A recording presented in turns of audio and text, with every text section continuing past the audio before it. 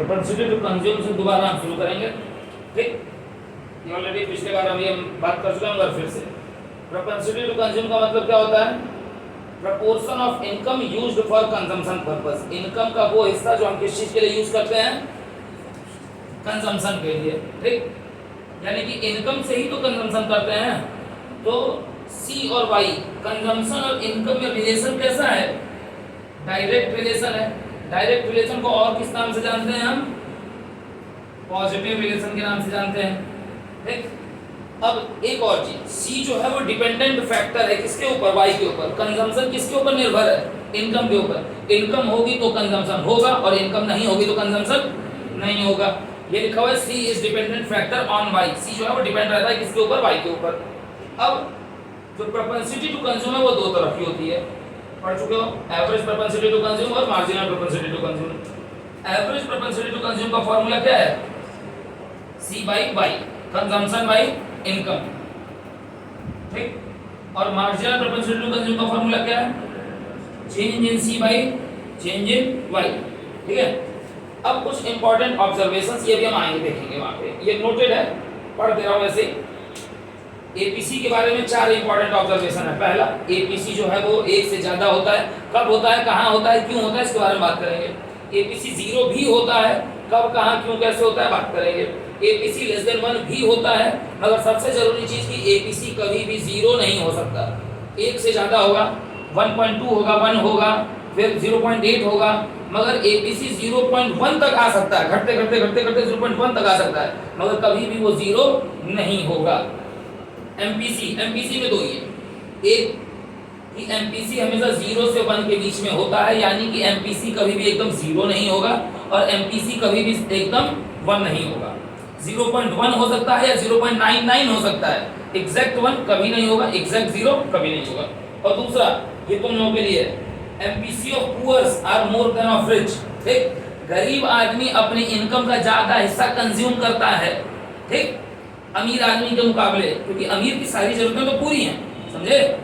तो जो गरीबों की एमपीसी है वो हमेशा ज्यादा होगी किसके मुकाबले? अमीरों के मुकाबले। अब ये आते हैं, इसमें देखेंगे तो ये चीजें क्लियर हो जाएंगी। सी और वाई का वो पुराना हमारा डायग्राम, सॉरी डायग्राम कर रहे हैं, टेबल। वाई 0, 100, 200, 300, 400, 500, 600, ठीक है। सी 40, 120, 200, 280, 360, 440 और 520। अब इसको ऑब्जर्व करने से क्या समझ में आता है कि चेंज इन वाई हमेशा ज्यादा होता है किससे? चेंज इन सी से। वाई में आने वाला बदलाव सी में आने वाले बदलाव से हमेशा क्या होगा? ज्यादा होगा। क्यों? क्योंकि वाई में आने वाला चेंज कितने का है और सी में आने वाला, तो पहले ये लिख लें, यहाँ पे डैश डैश। अब चेंज इन सी हम निकालते हैं, 80, 80, 80, 80, 80 और 80। चेंज इन वाई हर बार दिखाई दे रहा है 100, 100 एंड सो ऑन। हो गया। अब अगला फॉर्मूला किस चीज का हमको बनाना है सर? एपीसी का। एपीसी का फॉर्मूला क्या होता है? C by Y. तो 40/0 कितना होगा? इनफाइनाइट। ठीक, 120/100 कितना होगा?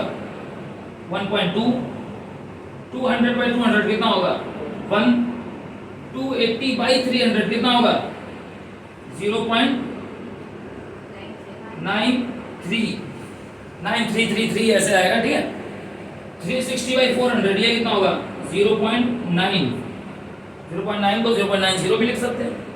440/500 कितना होगा? 0.88, नेट यही आएगा। और 520/600 कितना होगा? 0.86666 ऐसे आ रहा होगा, तो उसको राउंड फिगर में क्या लिखेंगे? 0.87। ठीक, हो गया। एमपीसी को पहले अब निकाल लेते हैं। Change in C, changing by dash है तो यहाँ भी डैश लग जाएगा। चेंज इन सी 80, 80/100, 0.8। हर बार वो क्या होगा? हर बार वो 0.8 ही होगा। क्लियर। अब आते हैं पहले एमपीसी को, क्योंकि ये आसान है बात करना, इस पे बात करना आसान है। एमपीसी जो है वो 0 और 1 के बीच में वेरी कर रही है, हाँ दिखाई दे रही है। 0 से ज्यादा है, 1 से कम है, तो दोनों के बीच में 0.8 होगी। 0. जो चेंज आएगा वो चेंज हर बार कांस्टेंट होगा। कांस्टेंट चेंज होगा तो डिवाइड करोगे तो आंसर भी हर बार कांस्टेंट ही आएगा। इस पे आइए, एपीसी मोर देन 1 कहाँ है? यहाँ 1.2 पे। जब एपीसी मोर देन 1 होती है, यहाँ पे जो है एपीसी मोर देन 1, ठीक, तो इससे क्या ऑब्जर्वेशन समझ में क्या आता है? एबीसी मोर देन 1 जो होती है तो क्या समझ में आता है? सी जो होगा वो ज्यादा होता है किससे? Consumption is greater than income होता है, इसलिए एबीसी जो होती है वो ज्यादा होती है। एबीसी जीरो कब है? कहाँ एबीसी जीरो है क्या कहीं? ABC is equal to zero कहाँ लिख दिया हूँ मैं? एबीसी तो जीरो हो ही नहीं सकती ना, गलत लिख दिया। APC is equal to Y होगा, सॉरी उसको सही कर लेना भाई, गलत लिख दिया। APC is equal to zero और वाई जीरो भी नहीं होगा, वाई भी नहीं होगा। क्या मैं बोल रहा हूँ, बार उल्टा बोल रहा हूँ। एपीसी इज इक्वल टू 1 लिखना है, तभी तो सीक्वेंस बन रहा है। एपीसी इज इक्वल टू 1 लिखो भाई। एपीसी अच्छा 1 बोले 1 थे ही, 1 बोले थे, 0 लिखे थे ऑब्जर्वेशन जब पढ़ रहे थे तो। एपीसी इज इक्वल टू 1 लिखे, वहां पे गलत है, 0 उसको सही करना, वहां पे उसको 1 कर लेना। एपीसी 1 कौन सी जगह पे है? ठीक उसके अगले स्टेप में है ना, यहाँ पे 1 है। इससे क्या तुम्हें दिखाई दे रहा है? एपीसी जब 1 होती है तो तुम्हें एक चीज दिखाई दे रही होगी कि वहां पे क्या होता है, दिख रहा है बोर्ड पे? सी वाई के बराबर है। इस पॉइंट को और किस नाम से जानते हैं?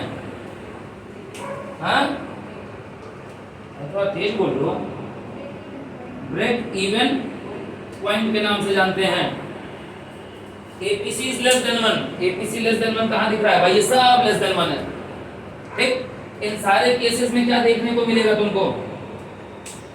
इन सारे केसेस में देखने को मिलेगा कि अब कंजम्पशन जो है वो क्या हो गई है? कम हो गई है। किससे? इनकम से।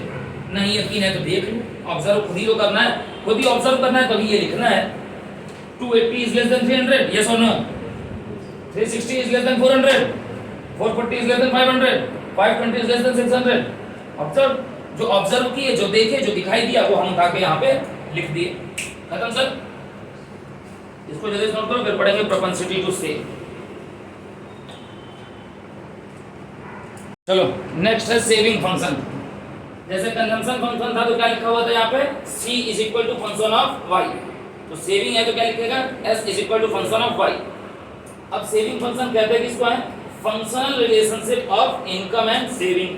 किन किन चीजों का ये रिलेशनशिप है? इनकम और सेविंग का, ठीक है, बहुत अच्छी बात सर। सेविंग के 3-4 फीचर यहाँ दे दिए सर खटाखट। पहला क्या है? सेविंग जो होगी वो क्या हो सकती है?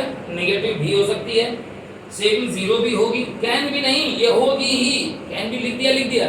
सेविंग जीरो भी होगी, सेविंग निगेटिव भी होगी, सेविंग जीरो भी होगी और सेविंग पॉजिटिव भी होगी। अब ये जरूरी चीज है, ये चौथा नंबर जो है, इनकम y और s में रिलेशन कैसा है? इसमें भी पॉजिटिव है, c में भी पॉजिटिव था, s में भी पॉजिटिव मिलेगा। और जब पॉजिटिव रिलेशन होता है तो स्लोप कैसा होता है? हमेशा किसी भी डायग्राम का, किसी भी कर्व का अपवर्ड जाता है, ठीक है। अब यहाँ देखो, y is equal to formula क्या था? c प्लस s, ठीक है, ये y का फॉर्मूला था। ad का फॉर्मूला क्या था? c plus i। तो y is equal to c plus s है तो s is equal to y minus c हो जाएगा। जी सर, हमारे पास y है, हमारे पास c है, जो हम लगातार 5-7 बार तो लिख ही चुके हैं बोर्ड पे। s इससे निकल जाएगा, y माइनस c, 0 माइनस 40 कितना होगा? 100 minus 120, 200 minus 200, 300 minus 280, 400 minus 360, 500 minus 440। अब इस चीज पे आओ, यहाँ पे सेविंग जो है वो नेगेटिव हो सकती है सर, दिख रही है क्या? सेविंग जो है वो पॉजिटिव, सॉरी जीरो होगी, दिख रही है क्या यहाँ पे? और सेविंग जब जीरो होती है तो क्या बनता है? Break even point. Break even point एक और जगह बन रहा था, कहाँ पे? जब ब्रेक इवन पॉइंट, इसका मतलब 2 जगह बन रहा है। कहाँ पे बन रहा है? अब अपने पुराने ऑब्जर्वेशन को याद करो। ब्रेक इवन पॉइंट पहला बन रहा है where y is equal to c, and दूसरा कहाँ बन रहा है? s is equal to 0। ठीक। अब उसके बाद सेविंग पॉजिटिव भी हो सकती है, वो तो दिखाई ही दे रहा है सर ये। स्लोप जो है वो पॉजिटिव है, ठीक। आते हैं डायग्राम पे, ये डायग्राम पे इतनी जगह छोड़े हुए हैं, डायग्राम पे आते हैं। ये एक्सिस हो गई, ये हो गई तुम्हारी, छोटा सा डायग्राम बन पाएगा। एक्स एक्सिस, ये ओरिजिन, ये नीचे का हिस्सा नेगेटिव है, इधर का हिस्सा नेगेटिव है। ये वाई एक्सिस, ये पॉजिटिव है, ये पॉजिटिव है, ये नेगेटिव है, ये नेगेटिव है। अब सेविंग की शुरुआत कहां से हो रही है, देखो तो सेविंग की शुरुआत कहां से हो रही है, -40 से। यानी कि जो निगेटिव सेविंग होगी वो कहां से शुरू होगी, वाई एक्सिस से शुरू होगी। यानी कि -40 यानी कि नीचे से, यहां कहीं से होगी। क्लियर। उसके बाद सेविंग बढ़ते बढ़ते आ रही है 0, और ये यानी सेविंग का जो कर्व बनेगा वो कैसे बनेगा, ये बनेगा, ठीक। अब सेविंग जब एक्स एक्सिस को टच यहां पे करती है तो इसको क्या बोलते हैं, ब्रेक इवन पॉइंट बोलते हैं। और जो उसके नीचे का ये वाला हिस्सा है शेडेड रीजन, ये निगेटिव सेविंग है, जिसको और किस नाम से जानते हैं, इसको जानते हैं डिस सेविंग के नाम से। और ये जो ऊपर का शेडेड रीजन है ये तुम्हारा क्या है, पॉजिटिव सेविंग है, जिसको और किस नाम से जानते हैं, सिर्फ सेविंग के नाम से। फिर ये होता है सेविंग फंक्शन। उसके बाद बताऊंगा प्रोपेंसिटी टू सेव, हालांकि ये सब बताया जा चुका है।